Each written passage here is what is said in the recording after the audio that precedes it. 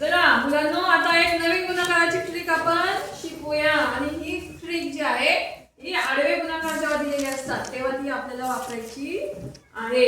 पहिला गुणाकार बघू आपण. 12 गुणिले 18. तर यामध्ये आपल्याला काय करायचंय, हा जो शेवटचा अंक आहे या अंकाने या पुढच्या संख्येला आपल्याला गुणायचं आहे. बघा, अगोदर 2 नी 8 ला गुणायचं.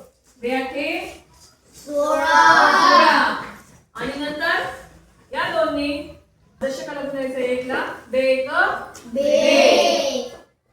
उत्तर आले आपल्या 216. तसंच याच्यामध्ये पण करून बघू आपण. 34 गुणिले 36.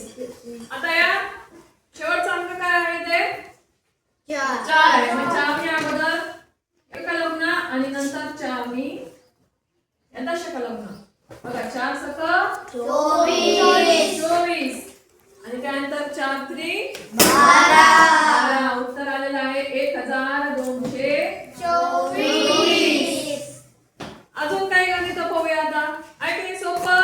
बघा, 56 गुणिले 54.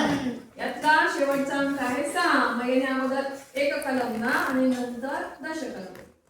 बघा आता 6 चोक 24. 6 पंचे 30. उत्तर आले 3024. आता अजून एक गणित पाहूया याच पद्धतीने. हे आहे 78 गुणिले 72. बघा आता 8 ने आपल्याला अगोदर 2 ला गुणायचे आणि मग नंतर 7 ला गुणायचे.